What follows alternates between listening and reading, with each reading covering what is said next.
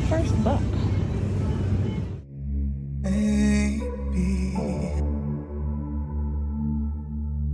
I am looking to find a book, and the first spot was not a success. I found my first book and it cost an arm and a leg. This is so expensive. Jesus Christ. Note to self, don't ever buy from the airport. I don't know if I'm gonna get one on the way back if this is how expensive they are. I am gonna try and walk as far as I can, trying to see if I can make my way there, see how it goes. I've made it to the first destination.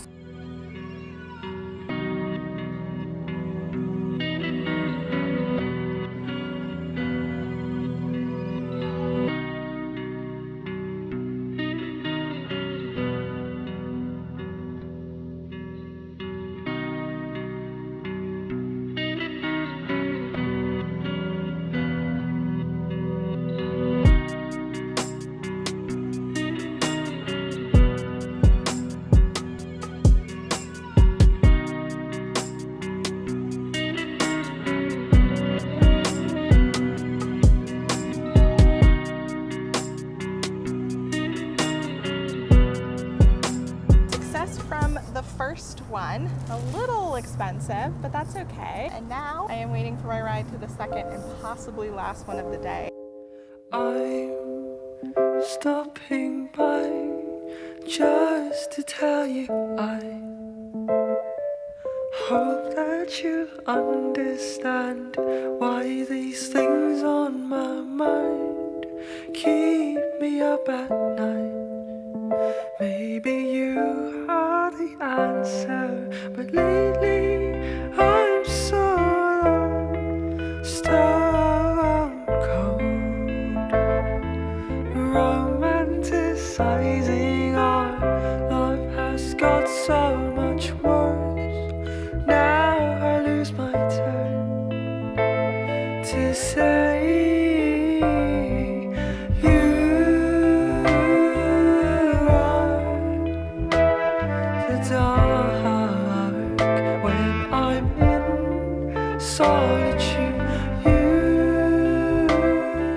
I just left bookstore number 2. Now, time-wise, I'm going through all of these relatively quickly, so I could go to bookstore number 3, but my body is making me a little worried. And my feet also really hurt, but like, if I have a serious bathroom need, that would be terrible because I'm not gonna be close to the hotel at all.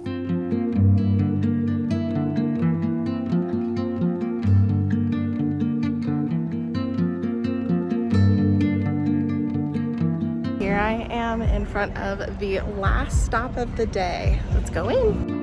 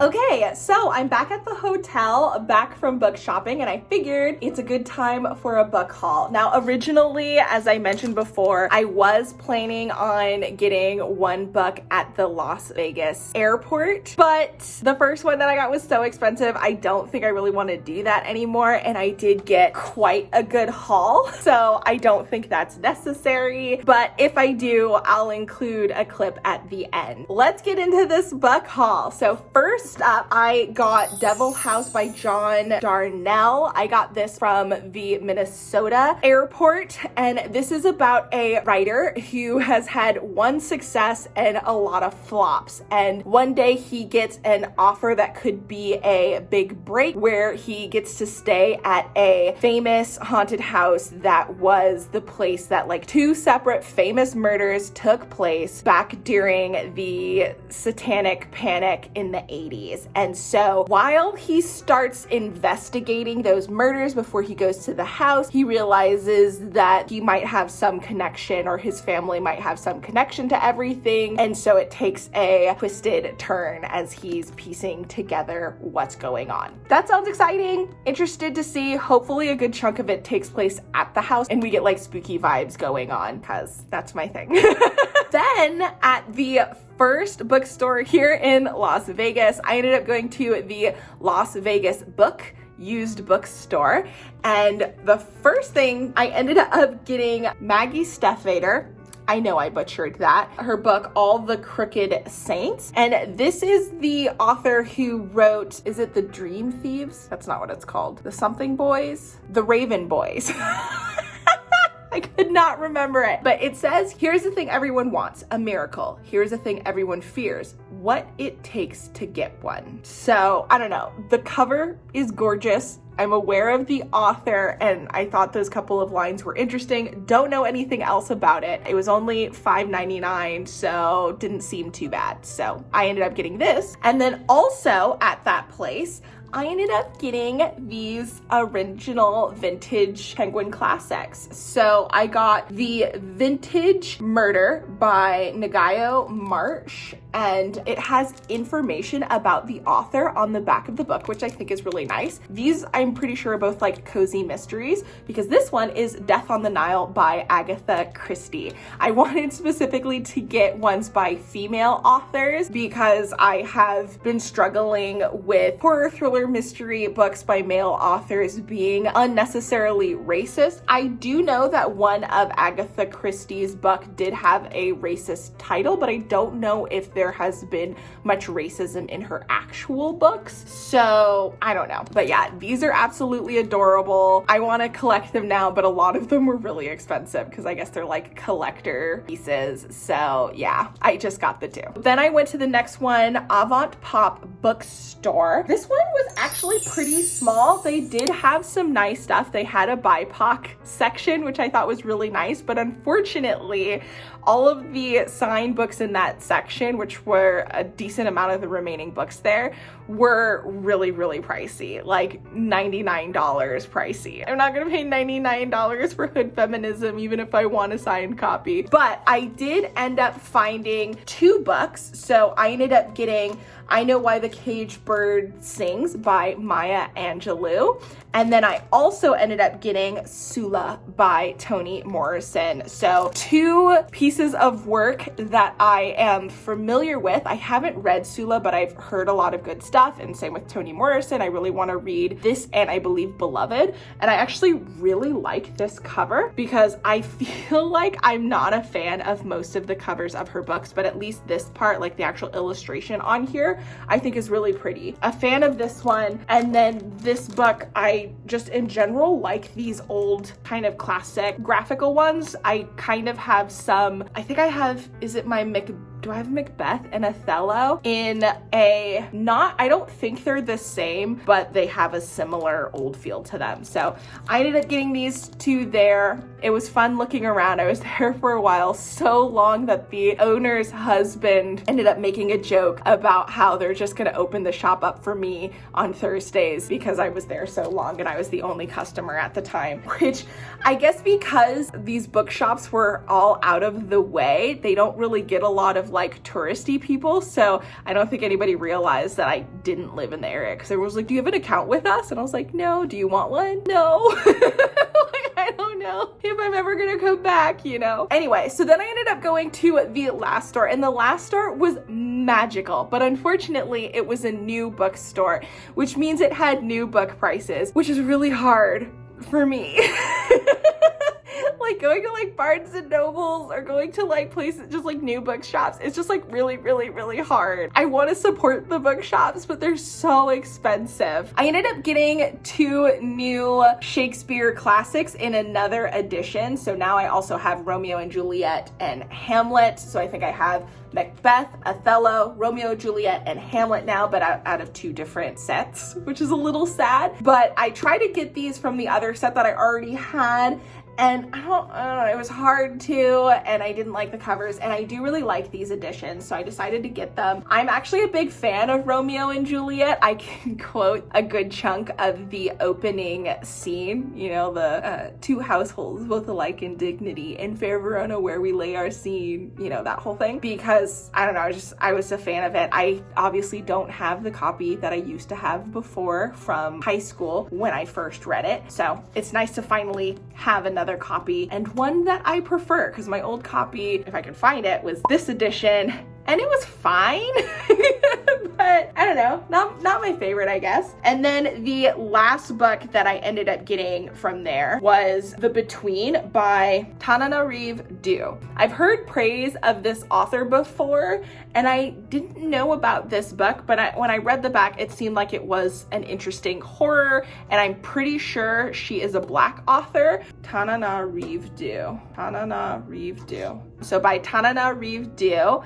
I love how they have like a phonetic pronunciation. I think I got there, but that's still nice. It's easier than what I was doing. I'm excited to read from her. It is a Black horror, basically, that focuses on, unfortunately, some of our Black experiences. It says that when he was a boy, his grandmother sacrificed her life to save him from drowning, and 30 years later, he's wondering whether or not he should have died then, because he is starting to have dreams, or horrific dreams, alongside his wife, who is an attorney, getting racist, hateful mail from somebody that she had previously prosecuted. So while he is trying to protect his family, he is dealing with these horrible, demonic dreams of some sort, trying to figure out what's going on and what's happening with his past and keep his family safe at the same time. It sounds like a good time. Yeah, and these are all of the books. I ended up getting some classic Shakespeare, some classic mysteries. I got a couple of horror books. I don't know what Sula and I Know Why the Caged Bird Sing counts as. I think one of them is poetry, is Maya Angelou's poetry, and Toni Morrison's is a story. And then I have no clue what All the Crooked Saints is about. I'm assuming fantasy, because that's what her other books were, but it has a kind of spooky vibe. I'm pretty sure it's YA. Not the end of the world, but I feel like I got a pretty good selection here. Now it's time for us to fly back home and find a place for these on my shelves. Ba-doop, ba-doop, ba-doop, ba-doop. My lips are dry.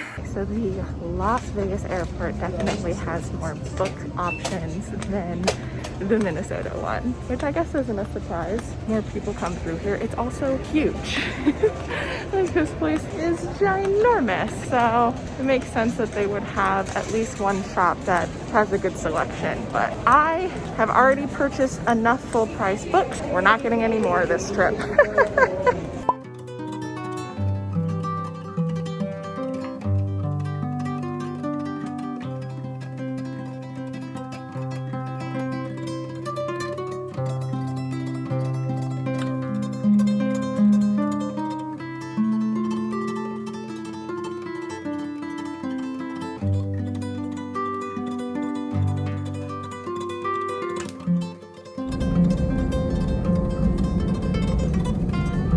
Time to find homes for all of my new books on the bookshelf. I think these should obviously go next to my other Shakespeare books. And I'm kind of thinking these could go there too, since I have classics in this section. So we have several different Penguin classics that I'm collecting, and then these. Then we have all of my POC books can go with the rest of the POC books here. Okay, all right, and these two can go up here with these books. And for those of you who noticed that there is no rhyme or reason to my method, yeah, I apologize.